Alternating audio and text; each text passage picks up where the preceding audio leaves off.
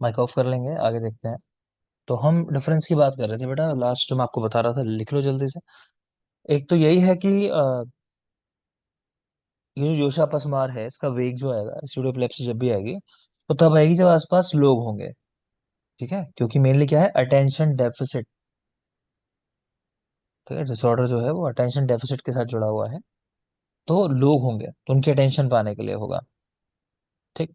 दूसरी चीज लिखो इसके अंदर कि टंग बाइट नहीं मिलेगी। जितनी चीजें मैं बोल रहा हूँ ना यहाँ नहीं मिलेंगी, या मैंने कहा कुछ चीज मिलेंगी, तो सेकंड वाली साइड में उसके अपोजिट हो जाएगा, अगर आप समझना चाहो तो।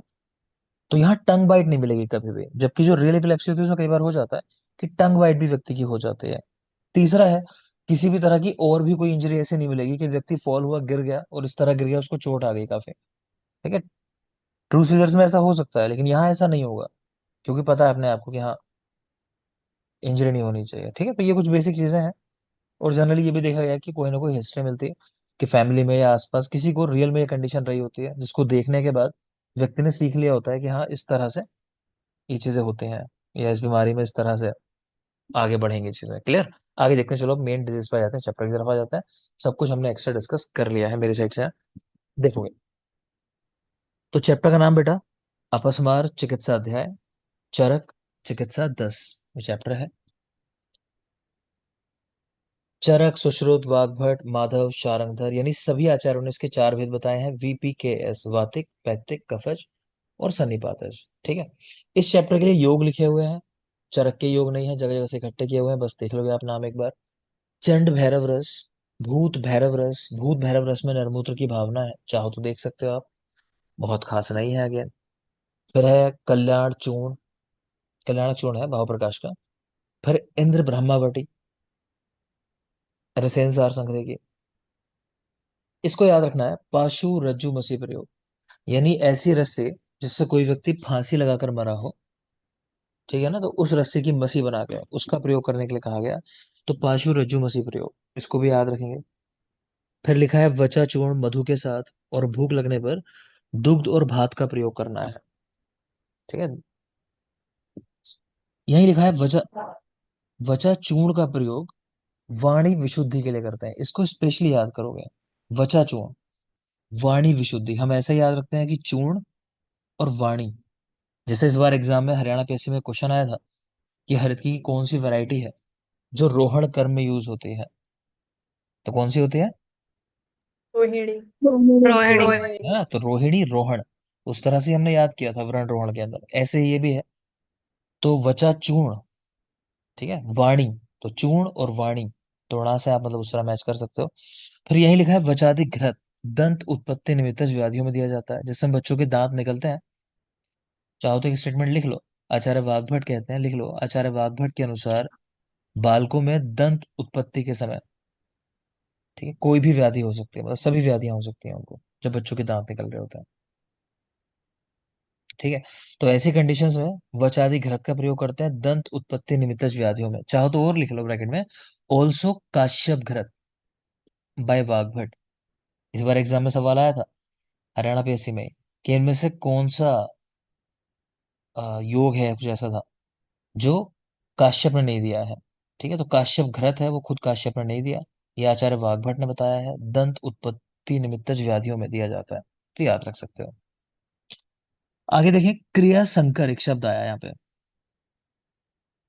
हरियाणा पीएससी में एक नई चीज बार की, जो काफी टाइम से बंद थी, रेफरेंस वाले क्वेश्चन पूछे नहीं जा रहे थे, लेकिन हरियाणा पीएससी में एक सवाल आया अभी कि किस चैप्टर के अंदर या इनमें से कौन सा रेफरेंस है जहां पर स्वास्थ्य की, स्वस्थ व्यक्ति की परिभाषा बताई गई है। ठीक है ना, तो सुश्रुत सूत्र 15 का श्लोक नंबर 48 था, वो चैप्टर का लास्ट श्लोक था जहां पर परिभाषा बताई गई है।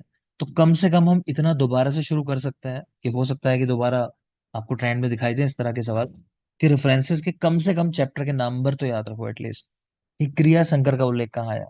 तो सुश्रुत सूत्र 35 के अंदर, व्याधि संकर, चरक निदान 8 के अंदर। क्या होती हैं चीजें समझ लो हल्का सा। क्रिया संकर क्या होता है कि आपने कोई चिकित्सा दी, पेशेंट को लाभ नहीं लग रहा आपको, जैसे आपने कोई पेन किलर दिया नहीं लाभ लग रहा, आप कुछ और भी देने लगे उसको।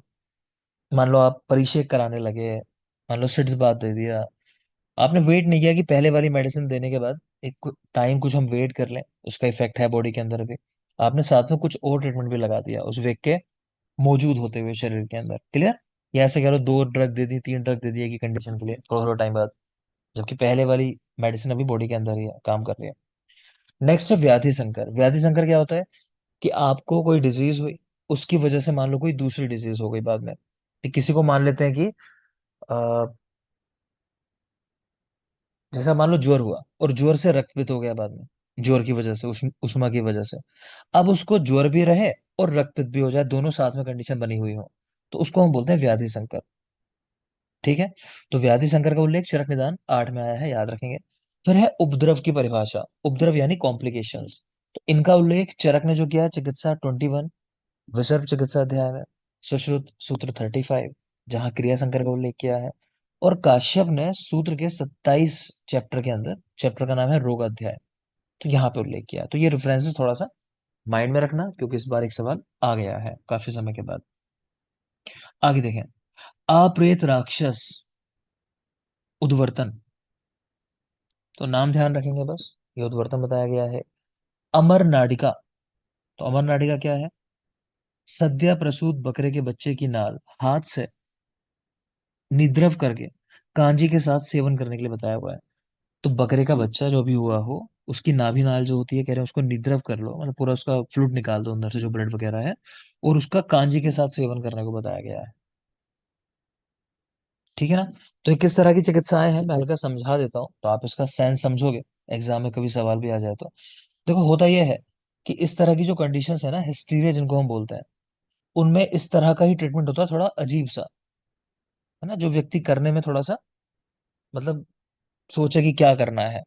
जैसे आप लोगों ने वो कहानी, पता नहीं सुनी होगी नहीं सुनी होगी, मैंने कभी सुनाई होगी शायद, कि एक बच्चा होता है बहुत जिद्दी होता है ना? सुनाई है मैंने कभी? नहीं सुनी, चलो। वो एक नेता के ऊपर है, शायद आप रिलेट करोगे। एक अ, भारतीय राजनेता, उसके ऊपर है, वो बनाई हुई, काफी लोग सुनाते हैं। कि वो बोलता है एक बार कि उसको स्कूल भेज रहे होते हैं, कहता नहीं मैं स्कूल जाऊंगा मगर पहले मैं ये छिपकली खाऊंगा, मुझे छिपकली खानी है। छोटा बच्चा होता है, अब स्कूल उसको जाना नहीं होता शायद। ठीक है, तो इसको हिस्ट्री बोल देते हैं कि लोगों को जाना नहीं होता तो कुछ ऐसे काम करेंगे, कुछ अजीब अजीब, जो मन को कुछ चाहिए वो करवाने के लिए। तो कहता है मुझे छिपकली खानी है। तो घर वाले परेशान हो जाते हैं कि बच्चा हमारा पागल है, छिपकली खाने को कह रहा है, अब इसको स्कूल जाना है, ये कह रहा है छिपकली खा के जाऊंगा स्कूल। तो घर वाले खूब मनाते हैं, बेटा मत खा मत खा, कहता नहीं मैं तो खाऊंगा। तो सोचते हैं क्या करें। तो उसके एक पुराने सर होते हैं छोटे में, बड़े फेमस सर थे वो, कि जिद छुड़ाने वाले टीचर उनको कहा जाता था। तो उनकी याद आती है घर वालों को, कहते हैं वो सर ही इलाज कर सकते हैं इसका। तो उन्हें बुला लिया जाता है कि भाई जिद पकड़ ली, इसने कह रहा छिपकली खाएगा, आप तोड़ा दीजिए इसकी जिद। तो कहते हैं ठीक है। तो वो मंगा लेते हैं छिपकली को, एक छिपकली को मार दिया जाता है कि लो खा लो। अच्छा, उनको तो पता होता है खाएगा नहीं। तो वो देखने लगता है ये तो पंगा हो गया, तो वो कहता है ऐसे नहीं खाने मुझे, इसको फ्राई करके दो घी के अंदर। तो गुरुजी को गुस्सा तो आ रहा होता है, वो कहते हैं चलो कोई बात नहीं है, फ्राई कर दो इसको छिपकली। कहते हैं लो अब खा लो भी। कहता है नहीं, पहले आप खाओगे आधी, फिर मैं खाऊंगा। गुरुजी बहुत फेमस थे, उनको लगा मेरा नाम खराब ना हो जाए, आज तुड़ा के भेजनी है। तो गुरुजी क्या करता है, वो मन पक्का करके जैसे तैसे आधी छिपकली खा जाते हैं बेचारे। वो जैसे ही खाते हैं ना, बच्चा रोने लगता है बहुत तेज तेज जमीन पे लेट के। सब पूछते हैं क्या हुआ? तो बच्चा कहता है वो मेरी वाली खा गए, वो तो मुझे खानी थी, उनकी वाली तो यही पड़ी हुई है ना। तो ऐसी एक्टिविटीज जो, मतलब ऐसे लोग जो होते हैं ना, जो ये जो योशा पसमारी हम इस तरह की बात कर रहे हैं, तो कुछ एक्स्ट्रा कुछ अलग चीजें ऐसी कहेंगे या डिमांड करेंगे। ठीक है, तो उनकी जिद छुड़ाने के लिए फिर इस तरह की चीजें हैं जो मुझे समझ में आता है। जैसे आप देखो सब चीजें अजीब लग रही होंगी आपको, कि ऐसा फांसी लगाकर कोई मरा हो, उसकी मसी बना के वो प्रयोग कराना, सोच के भी आपको अजीब लगेगा। अगर आप जानबूझ के इंटेंशनली कुछ कर रहे हो तो आप ये चीजें नहीं कर पाओगे। या फिर सद्य प्रसूत बकरे के बच्चे की नाल, उसका द्रव निकाल के उसका सेवन कर लेना कांजी के साथ, अगेन अजीब बात है। ठीक है ना? तो इस तरह की चिकित्साएं आपको कहाँ मिलेंगी? कभी तुक्का लगाने को एग्जाम में आ जाए, इस तरह का कोई योग दिया हो, आपसे पूछ ले कहाँ यूज करते हैं, तो समझ जाना वो मानसिक व्याधि में ही होगा किसी, तो उन्माद अपस्मार जैसी, है ना? कुछ अजीब योग और कहीं से उठा के दे सकता है कभी। खैर आगे आ जाओ बे। एक और योग देख पा रहे हो, वात कुलांतक रस। वात कुलांतक रस, तो यहाँ कुछ द्रव्य लिखे हुए हैं, पढ़ लेंगे इसको भी। मृग नाभि, मनाशिला का प्रयोग, जल की भावना है इसके अंदर, और कहा गया कि अपस्मार रोग की श्रेष्ठ औषध है। नाम एटलीस्ट याद रखेंगे। वात कुलांतक रस। यही थोड़ा सा अभी वैशिष्ट रत्नावली जो बुक हम पढ़ते हैं, एक संग्रह ग्रंथ है, उसके बारे में लिखा हुआ है, देख लोगे। तो ये गोविंद दास सेन जी ने लिखी है। पहला तो यही याद रखेंगे। ठीक है, इसके अंदर 106, ओवरऑल तो 108 अध्याय है, बाद में 2 अध्याय और पढ़ते हैं बाद में हम लोग, लेकिन 106 अध्याय ही कंसिडर किया जाता है। इनके पिताजी का नाम चंद्रचूड़ है, माता का नाम अंबिका है।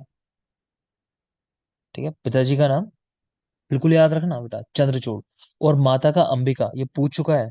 इनकी माता जी का नाम अंबिका, बहुत जरूरी है। और इनके पुत्र का नाम भी लिखा हुआ है विनोद लाल सेन, जिन्होंने आयुर्वेद विज्ञान बुक लिखी है। बहुत जरूरी बुक है, बिल्कुल याद रखेंगे। किसने लिखी है आयुर्वेद विज्ञान? विनोद लाल सेन ने। यहाँ कुछ फैक्ट लिखे हुए हैं पिछले कुछ टाइम के, अभी इनकी कोई जरूरत नहीं है। लिखा है यहाँ वर्ल्ड कप फाइनल किस टीम ने जीता था। ठीक है, तो इंग्लैंड ने जीता, जाहिर सी बात है, तब जो हमने पढ़ा होगा लिखा होगा है। तो इंडिया जो है इंग्लैंड से हार गई थी। ये ओडीआई वर्ल्ड कप की बात चल रही है, 2020 की नहीं। 2020 कौन जीता था? क्रिकेट का 2020 वर्ल्ड कप, इंडिया। है ना, वो इंडिया जीती थी। इंडिया। ठीक है ना। फिर ये फीफा वर्ल्ड कप कतर में हुआ। करेंटली डिजिटल करेंसी, ये करेंसी लिखा है बेटा, लॉन्च्ड बाय इंडिया। ठीक है, 1 दिसंबर 2022। तो इंडिया पहला कंट्री था इस समय जिसने डिजिटल करेंसी लॉन्च की थी। अब जानते हो हमारा यूपीआई जो है वर्ल्ड में सबसे हाईएस्ट ट्रांजेक्शन में हम लोग हैं लगभग, है ना। ठीक, आगे आ जाओ, चलो खैर, बाकी चीजों पे आ जाते हैं। तो भैषज रत्नावली, अतत्वाभिनिवेश को गदोद्वेग या अपदार्थ गद कहा है, याद रखेंगे। अतत्वाभिनिवेश, मैंने आपको बताया होगा, आपसे पूछा जाएगा कि महागध कितने हैं, तो महागध वैसे तो 8 हम लोग पढ़ते हैं। ठीक है, क्या बात है मधु, आपका शोगुल उधर कुछ का राज। लेकिन अगर पूछा जाए एको महागधा, तो आंसर क्या लगाना बोलो? आतत्व तत्व अतत्वाभिनिवेश, ठीक है ना, तो याद रखेंगे। प्लस, ठीक है बेटा, प्लस कह रहे हैं कि इस ग्रंथ के अंदर तांडव रोग, खंजनिका रोग, उरस तोय, औपसर्गिक में, ओजो में, वृक आमय, क्लोम रोग, शीर्षांबु रोग, मस्तिष्क रोग, अंशुघात रोग। अंशुघात रोग में ये याद रखना, एग्जाम में सवाल आ चुका है कि अंशुघात की कितनी अवस्थाएं हैं। तो 4 अवस्थाएं याद रखेंगे। रोग हमारे लिए कोई खास नहीं है। इसको हम रिलेट करते हैं कुछ ऐसी कंडीशन के साथ जहां सीएसएफ लीकेज होता है। ठीक है ना। तो डिटेलिंग में नहीं जाओगे, बहुत सारे ऐसे रोग हैं जिनका कोई सेंस नहीं है ज्यादा, बस नंबर याद रखना है, क्वेश्चन आ चुका है। 4 अवस्थाएं अंशुघात की। अंडाधार रोग, तत्वोन्माद, अचलवात, योशाप तंत्रक, लसिका में, स्नायुक रोग, तो इन सब का उल्लेख भी आया है, तो एक नजर डाल लीजिए। यही लिखा है विद्योतनी टीका जो है वो किसने लिखी है? अंबिका दत्त शास्त्री जी ने लिखी है। तो याद रख सकते हो, विद्योतनी टीका इन्हीं की है, अंबिका दत्त शास्त्री जी की, इस नाम से कई ग्रंथों में लिखी है इन्होंने। नेक्स्ट आ जाओ, आतत्वाभिनिवेश। इसी चैप्टर के अंदर, चैप्टर 10 के अंदर हम ये पढ़ते हैं श्लोक, विषमाम कुरुते बुद्धि नित्य अनित्य हिता अहित्य। अभी बता रहा हूं मैं, पहले देखो आगे तक। एक मदात्य कंडीशन आप पढ़ोगे आगे चल के चिकित्सा स्थान में, तो वहां आपको श्लोक मिलता है, कार्यम अकार्यम सुखम दुखम लोके यच्चा हित अहितम, ऐसा।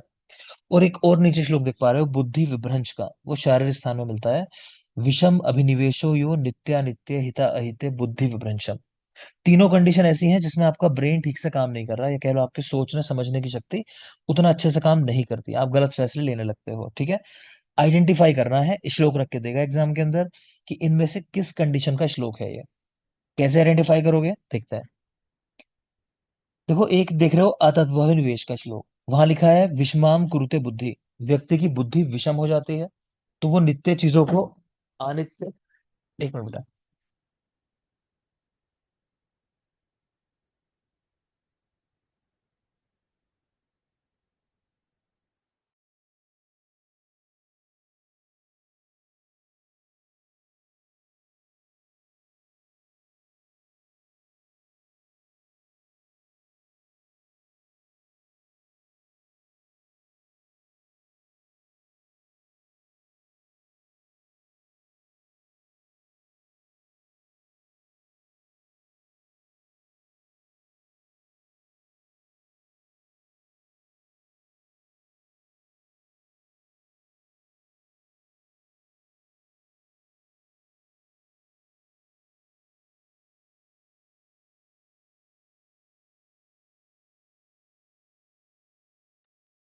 बेटा सॉरी, माफ करेंगे। तो क्या बात कर रहे थे हम लोग? हाँ, तीनों का डिफरेंस देख रहे थे। मेरी वॉइस क्लियर है? ठीक है। Yes sir. Yes sir. तो तीनों का डिफरेंस देख रहे थे हम लोग, आतत्वाभिनिवेश, मदात्य और बुद्धि विभ्रंश। ठीक है। तो आतत्वाभिनिवेश में क्या होता है? बुद्धि विषम हो जाती है, आप नित्य को अनित्य, हितकारी को अहितकारी समझने लगते हो, आपको पता नहीं चलता क्या सही क्या गलत है। ठीक। देखो, बुद्धि एक शब्द आया है यहाँ पे, ध्यान रखना। फिर नीचे देखो, बुद्धि विभ्रंश। हम ऐसे याद रखते हैं कि अगर एग्जाम में बुद्धि विभ्रंश हमसे पूछेगा, ठीक है ना, तो सोचो उसको कितना श्लोक देना पड़ेगा। ये श्लोक देना पड़ेगा, विषम अभिनिवेशो यो नित्यानित्य हिता अहित। इतना ही तो दे सकता है, आगे का श्लोक दे नहीं सकता, पर समझ में आ जाएगा। बुद्धि विभ्रंश। तो मतलब बुद्धि शब्द नहीं आएगा, तो वो श्लोक बुद्धि विभ्रंश का होगा। बात समझ गए? एग्जाम में अगर बुद्धि विभ्रंश का श्लोक पूछेगा तो ये शब्द नहीं देगा वो, क्योंकि ये तो लास्ट में वर्ड ही आ गया ना, बुद्धि विभ्रंश। इतना रख के पूछेगा किसका श्लोक है, तो आंसर लगाओगे बुद्धि विभ्रंश। ठीक। अगर बुद्धि शब्द आ गया श्लोक में, मतलब, तो वो हो जाएगा आतत्वाभिनिवेश का। ठीक है। एक श्लोक आप रट लो मदात्ते का, देख के देखो समझ में आएगा। कार्य कार्य सुखम दुखम लोके यच्चा हित अहितम, कैसे याद रख सकते हो? हम एक सवाल याद करते हैं कि आयुर्वेद में व्यक्ति को शूल ना हो, इसके लिए क्या द्रव्य प्रयोग किया जाता है? जब सर्जरी करते हैं जैसे, तो क्या द्रव्य का प्रयोग आया है सुश्रुत में? इन लोगों ने देखा होगा। मध्य। मद्यपान। क्लियर। मद्य का। तो मद्यपान लेने के बाद क्या होता है? दुख का ज्ञान नहीं होता, है ना। वो सुना भी होगा कि पीता हूँ गम भुलाने के लिए, दुख भुलाने के लिए, तो दुख भुला दिए, देखो दुख ये लिखा है ना। तो दुख देख के आप पहचान सकते हो कि व्यक्ति दुख दर्द दूर करने के लिए बेचारा पी रहा है ना। तो ऐसे याद रख सकते हो, जहां दुख शब्द आएगा वो मदात्य का श्लोक है। ठीक है। जिसमें बुद्धि शब्द आएगा वो आतत्व विनिवेश का श्लोक है। और तीसरा श्लोक जो है वो बुद्धि विभ्रंश का होगा, जहां बुद्धि विभ्रंश शब्द दे ही नहीं सकता रख के एग्जाम में, अगर पूछना है उसको तो। क्लियर। तो आपका तरीका है कैसे पहचानोगे, पहचान लेना। आगे चलता है। अब यहां से मेन चैप्टर हमारा शुरू होता है, देखते हैं। तो एक यहाँ पे लिखा है, पूरी दुनिया के अंदर आज की डेट में मोस्ट कॉमन डिजीज क्या है? तो बेटा अल्जाइमर। ठीक है। क्यों लिखा है अल्जाइमर यहाँ? क्योंकि अपस्मार की जो निरुक्ति बताई है वो इस तरह बताई हुई है कि अपगतः स्मृति यस्मात्, कि जिस रोग में व्यक्ति की स्मृति चली जाए। लेकिन अपस्मार में ऐसी स्मृति नहीं जाती रियल में कि उसको पास्ट इवेंट याद ना रहे। ठीक है मनीषा। तो इसमें क्या होता है? इसमें जो डिजीज का टाइम था, डिजीज पीरियड था, व्यक्ति को उस टाइम की बातें याद नहीं होती कि मेरे साथ अभी क्या क्या हुआ। कि मान लो आधा घंटा एक घंटा व्यक्ति जो है इम्पैक्ट में रहा, मान लो, तो उसको ये ध्यान नहीं होगा कि ऐसा ऐसा कुछ मेरे साथ हुआ था, कि मैं ऐसा गिरा, मेरे मुख से जो है फेन आया, मतलब झाग आया, कुछ भी हुआ, उसको वो सब याद नहीं होता है। क्लियर। तो इसलिए इसको बोलते हैं अपस्मार, अभी पढ़ेंगे भी इस चीज को हम लोग। लेकिन अल्जाइमर में क्या होता है नॉर्मली, कि व्यक्ति जो है उसकी जो रिमोट मेमोरी है कह लो, वो तो रहती है, लेकिन जो हाल फिलहाल के इवेंट होते हैं कुछ, वो भूल जाता है व्यक्ति। ओल्ड एज की बहुत कॉमन डिजीज है, तो जानते ही होगे, तो याद रखना। खैर, अपस्मार को इपिलेप्सी के साथ रिलेट करते हैं, स्कंद अपस्मार को इन्फेंटाइल इपिलेप्सी के साथ। और इस रोग में मिलता है अपगतः स्मृति, यानी मेमोरी लॉस हो जाता है। और देखेंगे, श्लोक नंबर 3 है आपके बुक्स के अंदर। तमः प्रवेश विभत्स चेष्टम भी सत्व संप्लवाद। तो क्या होता है तमः प्रवेश? तो व्यक्ति ऐसा फील करता है कि मैं अंधकार में प्रवेश कर रहा हूँ, उसकी चेष्टाएं विभत्स हो जाते हैं, मतलब बताया ना मैंने कि मुख से फेन निकल रहा है किसी के, तो आपको अजीब लगेगा देख के, तो वो विभत्स चेष्टाएं हो गई, अजीब चीजें हो रही है ना। फिर धीर सत्व संप्लावात, उसका जो सत्व है, उसके सोचने समझने की शक्ति है, वो सब मतलब काम नहीं कर रहे हैं प्रॉपर। कारण बता रहे हैं। तो रज और तम ही दोष होते हैं मानसिक, अगर हम बात करें। सत्व को दोष नहीं कंसिडर करते, तो कह रहे हैं रज और तम जब ज्यादा बढ़ जाते हैं, ठीक है, तो सत्व को ये उसका आवरण कर लेते हैं सत्व के ऊपर, तब व्यक्ति को अपस्मार रोग हो जाता है। नेक्स्ट देखें। रज और तम से युक्त सत्व दोष आवृत हृदय और मन का विघात, कह रहे हैं ये सारी चीजें कारण है। तो सत्व जो है दोषों से आवृत हो गया, हृदय का और मन का अभिघात हो गया। एक और बात आपको यहाँ याद रखनी है, अगर आपसे कभी पूछा जाए कि हृदय मन का स्थान कहाँ है, मतलब जनरल, कि मन का स्थान या सत्वर स्तंभ कहाँ रहते हैं या आत्मा कहाँ रहती है, तो इन सबका एक ही जवाब है, हमारे हृदय में। ठीक है। लेकिन अगर आचार्य भेल के अनुसार पूछा जाए मन का स्थान, तब कहाँ बताओगे? तालु मध्य। पूर्व तालु के मध्य। ठीक है ना। तो जिनको नहीं समझ में आया, शिरस तालवांतर गतम, सिर और तालु के मध्य, क्वेश्चन वही पूछता है कई बार। आचार्य भेल के अनुसार मन का स्थान कहाँ है, तो लिख लिया करो उन पॉइंट्स को। शिरस्ताल्वा अंतर्गतम, अगर नहीं दिया रेफरेंस भेल करके, तब आपको आंसर सबका लगाना है हृदय, बात याद रखना। अभी पीछे कुछ टाइम पहले एक क्वेश्चन आया था इस तरह ही, तो वहां पूछा गया था कि बताओ इनमें से कौन सा स्टेटमेंट ट्रू है, ऐसा करके क्वेश्चन था। तो पहला दिया कि मन का स्थान हृदय में होता है, दूसरा दिया कि सत्वर स्तंभ हृदय में रहते हैं, तीसरा फिर कुछ और लिखा, और फोर्थ ऐसे ही कि सबका उन सबको टुकड़ों में फिर लिख दिया कि मन का स्थान, सत्वर स्तंभ का स्थान, आत्मा का स्थान हृदय है। ठीक है, तो वो लगाना था। हरियाणा पीएससी में जो सवाल आए थे ना बेटा, इस तरह के ही सवाल थे, और लोगों ने गलतियां की हैं कुछ लोगों ने फिर यहाँ, बहुत समझाने के बाद भी, कि जब भी इस तरह का ऑप्शन आए, आपको थोड़ा भी डाउट हो तो ऑल ऑफ द अबव वाले ऑप्शन के साथ ही जाना चाहिए, वही होशियारी होती है। ठीक है ना। देखो आगे, रोग की संप्राप्ति की दोष धमनी में आश्रित हो जाते हैं, हृदय को पीड़ित करते हैं, तो देख लेना, नॉर्मल बात है। फिर क्या करते हैं उसके बाद, आगे देखिए, यहां से जरूरी है।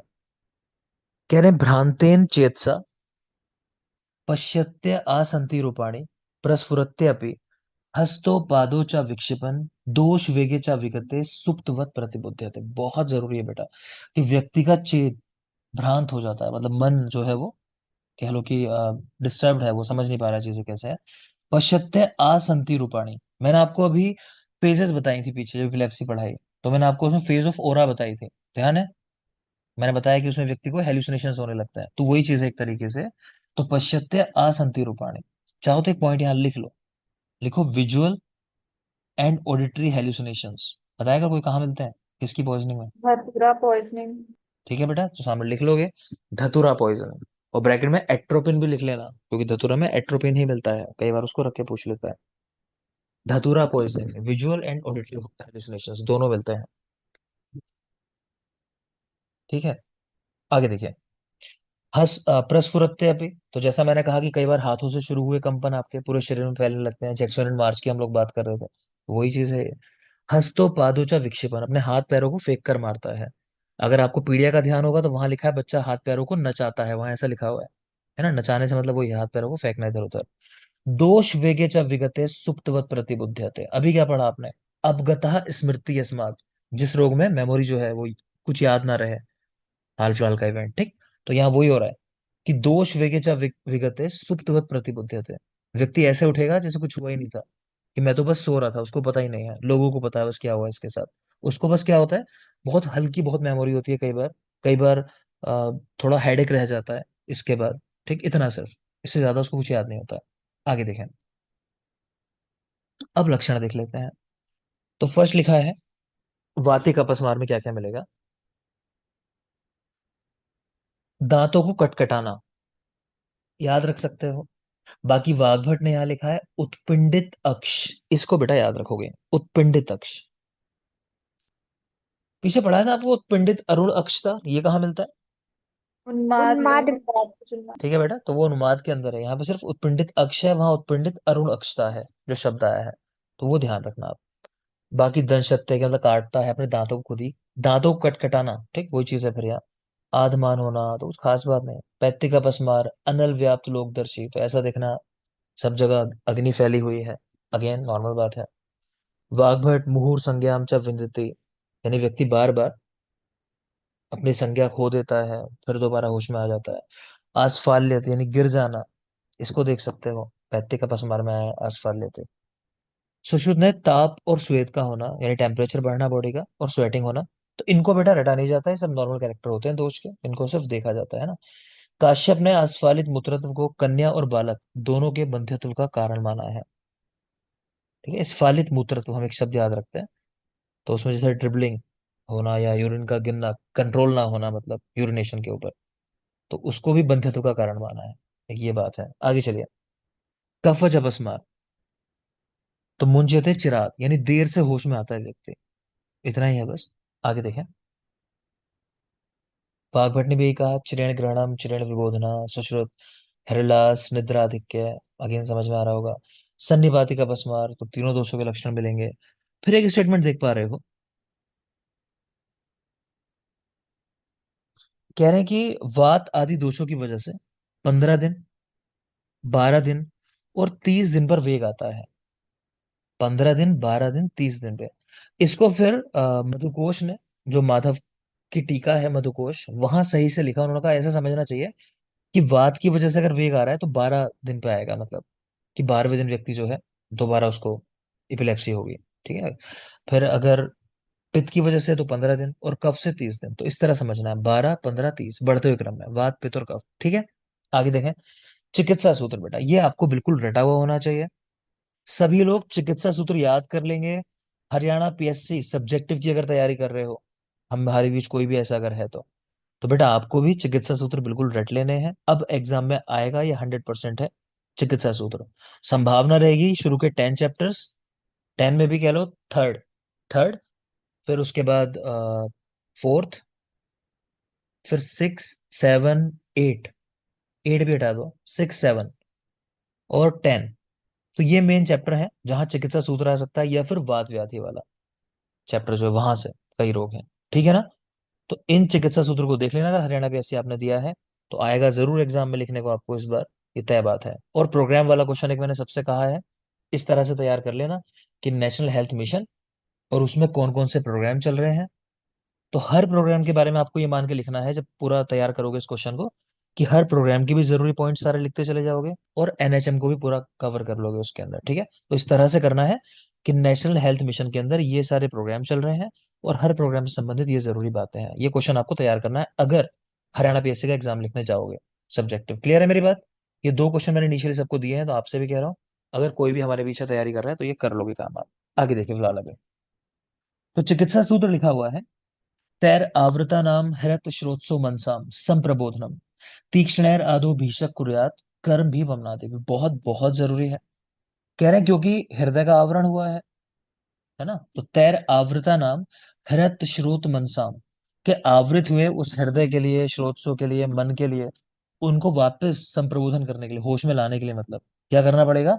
तीक्ष्ण कर्म कराने पड़ेंगे, बिल्कुल याद रखना।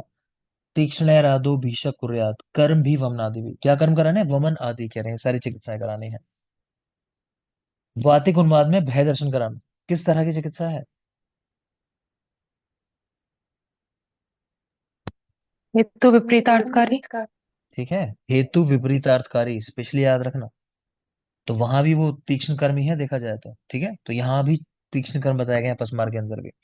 तो तैर आवृता नाम हरत श्रोत्सम मनसाम संप्रबोधनम तीक्ष्ण रादो भीषक कुर्यात कर्म भी वमनादि भी। बिल्कुल इसको रट लेना आपको। आगे देखें, एक और चिकित्सा सूत्र लिखा है इसी चैप्टर में, वातिकम बस्ति भूयिष्ठम पैत्तम प्रायो व्रेचने श्लेष्मिकम वमन प्रायर अपस्मारम उपाचरेत। तो वातिक अपस्मार है तो बस्ती प्रधान चिकित्साएं देनी है, पैत्तिक है तो विरेचन कराना है, श्लेष्मिक है तो वमन। इस तरह से नॉर्मल बात है देखो, लेकिन चिकित्सा सूत्र अपनी जगह होता है। आपसे एग्जाम में ये पूछेगा, वो ये नहीं कहेगा कि अच्छा क्या करोगे, वातिक रोग है तो वो तो जनरल बात हो जाती है। आपसे पूछेगा किस रोग का चिकित्सा सूत्र है, रख के ऐसा। ठीक है, तो इसको एक्सप्लेन करो, बताओ इसको, ऐसा क्वेश्चन आ जाएगा। अच्छा दूसरी बात है कि इशिका ने शायद बेटा टाइमिंग के लिए मुझे कहा था कि सर हाफ एन आवर आधा आगे करने के, इसको 5:30 कर सकते हैं क्या? तो किसी को ऑब्जेक्शन हो 5:30 में तो बता देना। मैंने पहले भी कहा है, प्रायोरिटी वही है कि आप लोग क्या चाहते हो, क्योंकि अभी तो टाइमिंग डिसाइड करेंगे। और ये मैंने डेमो क्लास की तरह भी स्टार्टिंग की जो क्लासेस हैं चिकित्सा की ले रहा हूँ मैं, है ना। तो ऑनलाइन वाले जो भी लोग देख रहे होंगे तो वो भी कॉन्टेक्ट करेंगे, तो उस तरह से हो जाएंगी चीजें। लेकिन फिलहाल ऑप्शन दे रहा हूँ आपको एक 5:30, कि इसमें किसी को ऑब्जेक्शन हो तो वो बताना, बाकी नहीं। किसी को ऑब्जेक्शन हो सिर्फ वो मुझे मैसेज करके बता देना कि नहीं सर 5:30 है, 5 ही सही है हमारे लिए। तो वो बता देना, अदरवाइज मैं कर सकता हूँ अगर मुझे लगेगा तो 5:30 भी इसको। ठीक, चलो आगे देखते हैं।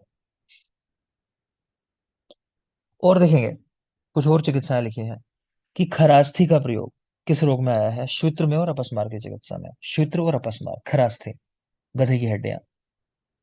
गदर्भ मूत्र का प्रयोग उन्माद और अपस्मार रोग में। चरक सूत्र 1 में ही पढ़ाते हैं हम लोग ये, है ना। आउ गधे का घर, ऐसा करके ध्यान आ रहा है, घर यानी ग्रह मतलब। तो उन्माद अपस्मार, आउ मतलब, तो अपस्मार उन्माद में गदर्भ मूत्र का प्रयोग। और देखेंगे जलोका शक्रद यानी जलोका की विष्ठा, बस्त्रोम, खरास्थी, हस्तिनक, गोपुच्छ लोम, ये सब भी अपस्मार की चिकित्सा में यूज होते हैं। अब मेरी बात ध्यान करो, मैंने आपसे शुरू में ही कहा था कि अजीब अजीब सारी चीजें इसमें आएंगी। कि शायद कारण ये है कि व्यक्ति के सामने ही बातें कहते रहो कि अब तुम्हारे लिए हम देखो मंगा रहे हैं, है ना, गाय की पूंछ के बाल वो खाने हैं तुमको, या वो तुमको दिए जाएंगे, अब ऐसा होगा, तो कहीं ना कहीं व्यक्ति जो है ठीक होने की तरफ आ जाता है। तो मुझे तो ये लगता है ये लॉजिक है इन सारी चीजों का, इस चैप्टर में जो बताई गई है। खैर, और देखो आगे आप, कपिल वर्ण की गाय का मूत्र नस्से लेने के लिए, कपिल वर्ण की गाय का मूत्र नस्से के लिए, श्वेय श्रगाल आदि हिंसक जंतुओं का मूत्र कह रहे हैं उसको भी यूज करना है। पुष्य नक्षत्र में एकत्रित किया हुआ श्वेय यानी कुत्ते के पित्त का अंजन, सारी पुरानी चीजें, मैं फिर कहता हूँ गोविंदा की पुरानी मूवीज उठा के देख लो, वो इस तरह के शब्द कहता था पुरानी मूवीज के अंदर, है ना। तो वो सारी चिकित्साएं इस चैप्टर में लिख दी हैं। उसने यहीं से शायद तैयारी की होगी गोविंदा ने अपनी फिल्म लाइन में आने की। एको महागधा इति अतत्वाभिनिवेश, तो महागध एक ही रोग है, तत्वाभिनिवेश, इसको ही कंसिडर करना है। नेक्स्ट देखोगे, एक संन्यास इति त्रिदोषात्मक मन शरीर अधिष्ठाना, तो ये भी जान लेना, एक संन्यास रोग भी होता है बेटा, जिन लोगों ने नहीं पढ़ा, तो हम लोग पढ़ते हैं उसको, बोलो कहाँ पढ़ते हैं? चरक सूत्र चरक 24। सूत्र चरक सूत्र 24। ठीक है, रक्त के साथ ही चैप्टर है। तो वहां हम तीन रोग पढ़ते हैं बेटा, मद, मूर्छा और संन्यास। ठीक है, तो एक सवाल वहां भी पूछा जाता है कि इन तीनों रोग में से कौन सा रोग है जो बिना चिकित्सा के ठीक नहीं होता है। तो आपको स्पेशली याद रखना है, संन्यास रोग है जिसमें चिकित्सा करनी ही पड़ेगी। ठीक है, मद और मूर्छा अपने आप ठीक हो जाता है, कुछ देर बाद व्यक्ति होश में आ जाता है। संन्यास की चिकित्सा होती है, इसको आप कोमा की तरह समझ सकते हो। खैर, तो उसके लिए भी लिखा हुआ है कि संन्यास रोग भी एक ऐसा रोग है जो तीन दोषों की वजह से होता है, मन और शरीर अधिष्ठान होते हैं उसके। अब आ जाते हैं आदत व निवेश के बारे में, थोड़ी सी बातें हैं। देखिए, इसको छोड़ो आप, ये मैंने आपको पढ़ा दिए पॉइंट। ये राजस्व चैप्टर क्या है कि मूड बात में ताली शादी चूर्ण दिया जाता है, अगर नहीं पढ़ा है तो याद कर लेना। फिर जीवा सुप्तता रुचि के अंदर सितोपलादी चूर्ण, पढ़ा चुका हूँ ना आपको वहाँ। पहले वाला पॉइंट शायद नहीं डिस्कस किया होगा, मूड बात में ताली शादी चूर्ण, तो रट लेना उसको भी। खैर, तो आतत्वाभिनिवेश निदान लिखा हुआ है उसका, मलिन आहार शीलस्य, यानी जो व्यक्ति मलिन आहार का सेवन करते हैं, मलिन आहार मतलब जो ठीक नहीं है ऐसा आहार खा लेना, मन बुद्धि वहां सिरा में जाकर दोष हृदय को दूषित कर देते हैं। ठीक है, मूढ़ो अल्प चेतसाम, व्यक्ति कैसा हो जाता है, मूर्खों के समान, अल्प चेतना वाला। आतत्वाभिनिवेश को गदोद्वेग, अपदार्थगत, इन नामों से भी जानते हैं भजर रत्नावली के अनुसार। चिकित्सा पे आ जाओ, स्नेहन, स्वेदन, शोधन, संसर्जन कर्म, मेध्यन पान का प्रयोग बेटा बहुत बहुत जरूरी है। मेध्यन पान स्पेशली याद रखना, श्लोक लिखा हुआ है, स्नेह स्वेदोपन्ना नाम तम संशोध्य वमन आदि भी कृत संसर्जनम मेध्य अनपानम उपाचर्य। ठीक है, तो कह रहे हैं स्नेहन स्वेदन कराओ, उसके बाद वमन आदि कर्म जो भी कराना चाहते हो संशोधन वो कराओ। संशोधन कराने के बाद क्या कराते हैं हम लोग, संसर्जन कर्म कराते हैं, संसर्जन कर्म। ठीक है, और मेध्य अनपान का प्रयोग करना चाहिए। तो ये चिकित्सा सूत्र है आतत्वाभिनिवेश का। पीछे जो दो देखे थे वो माफ करें अपस्मार के थे। तो याद रखना, तीन चिकित्सा सूत्र हैं इस चैप्टर के अंदर, तीनों याद कर लेना। एक ब्राह्मी घृत लिखा हुआ है योग में, पंचगव्य घृत लिखा हुआ है, शंख पुष्पी, आश्वासन चिकित्सा। ठीक, फिर यह लिखा है कि अपस्मार रोग जो होता है वो होता है कृतास्पद। तो सवाल आ चुका है कि कृतास्पद से क्या समझते हो, या किस रोग के रेफरेंस में ये शब्द आया है। तो कृतास्पद का मतलब है कि व्याधि ने गहराई तक अपना मूल बना लिया है। ठीक है, तो व्याधि दृढ़ मूल वाली है। तो ये शब्द किस रोग के रेफरेंस में आया, अपस्मार रोग के रेफरेंस में आया, ध्यान रखेंगे। प्राय रसायन औषधियों का प्रयोग करना चाहिए। जल अग्नि द्रुम शैल आदि से रक्षा करें। उन्माद अपस्मार दोनों में ही है, आप अपस्मार भी लिख लो, इस चैप्टर में लिखा हुआ है उन्माद करके लिखा है श्लोक में, लेकिन उन्माद अपस्मार दोनों में समझना आपको, कि व्यक्ति की रक्षा करनी है कि वो पानी में ना जाए भाई, है ना, अग्नि के पास ना जाए क्योंकि कभी भी अपनी संज्ञा खो सकता है, कंट्रोल खो सकता है। शैल यानी पत्थरों वगैरह पहाड़ों पर ना जाए, उनसे इसकी रक्षा करनी है, पेड़ों पर ना जाए। इस चैप्टर में जो योग आए हैं उसके लिए एक ट्रिक लिखी हुई है, पहले ट्रिक याद करेंगे। ट्रिक लिखी है कि काय में पलंग पर तीन मस्त कटे आंवले रखे हैं, ब्रह्मा की गाय से बचाओ। मतलब क्या है कि काय चिकित्सा डिपार्टमेंट के अंदर किसी ने तीन मस्त आंवले काट के रखे हैं, कह रहे ब्रह्मा जी की गाय घूम रही है वो खा लेगी उनको, उससे बचाओ। तो ब्रह्मा की गाय से बचाओ। क्लियर, मतलब क्या है इसका, तो देखते हैं। काय में मतलब कायस्थादि वर्ती जो यहाँ लिखी हुई है, काय में, पलंग पर यानी पलंकशादि तेल, तीन मस्त कटे आंवले, तीन यानी त्रिफलादि तेल, मत्स्य मुस्तादि तेल, कटे कट्टभ्यादि तेल, आंवले आम्ल की घृत रखे हैं, ब्रह्मा की गाय से बचाओ, ब्राह्मी घृत, पंचगव्य घृत और महापंचगव्य घृत, बचाओ यानी वचादि घृत, ये सब पढ़ा चुका हूं मैं आपको। ठीक है, तो देख लो जरा एक बार। कायस्थादि वर्ती, बेटा इसके बारे में लिख रहे हैं मृतोपम में भी हितकर, यानी आपको ऐसा लगता है कि ये व्यक्ति मृत हो चुका है लगभग, उसमें भी कह रहे हैं कि लाभ पहुंचाने वाले हैं। सामने लिख दिया, किसी ने विष पिया हो, कोई जल में डूबकर मरा हो, आपको लग गया मतलब कि मर चुका है शायद, तुरंत आप पहुंच गए वहां, तो ऐसी कंडीशन में लाभ पहुंचा सकती है कायस्थ आदि वर्ती, याद रखेंगे। पलंकश आदि तेल, त्रिफलादि तेल, मुस्तादि तेल, कटव्य आदि तेल, आंवलक आदि घृत दिख पा रहे हो, पैत्तिक अपस्मार, याद रखना एग्जाम में सवाल आया तो आंवला देख के शायद मन काम करेगा कि अम्ल चीजें हैं पित्त को बढ़ाएंगे, ऐसा शायद मन काम कर जाता है, लेकिन आप जानते हो आंवला और अनार, दाडिम अपवाद है, अम्ल होते हुए भी पित्त को नहीं बढ़ाते, ठीक है ना। तो पैत्तिक अपस्मार में यूज करते हैं आंवलक आदि घृत को। ब्राह्मी घृत कुछ कंटेंट लिखे हैं, कोई खास बात नहीं है, छोड़ो। पंचगव्य घृत और कहाँ कहाँ यूज होता है, ज्वर अपस्मार कामला, हम लोग याद रखते हैं ज्वर अपस्मार कामला, जैक करके इसको याद कर लेना। महापंचगव्य घृत इसी तरह अलक्ष्मी ग्रह रोग को दूर करने वाली, चतुर्थक ज्वर को नष्ट करने वाली, और लास्ट है वचादि घृत, वात कफज अपस्मार में यूज करते हैं, वात कफज अपस्मार। चलो बाकी चीज मैं ऑलरेडी आपको पढ़ा चुका हूँ, ये चैप्टर की वही रिपीट है, तो इसकी बात नहीं करेंगे। आज के लिए इतना ही रखेंगे। फिर बोल रहा हूँ, जो लोग क्लास करना चाहें तो ये स्क्रीन पर मैंने नंबर लिखा है, क्योंकि लेक्चर भी लाइव जाएगा।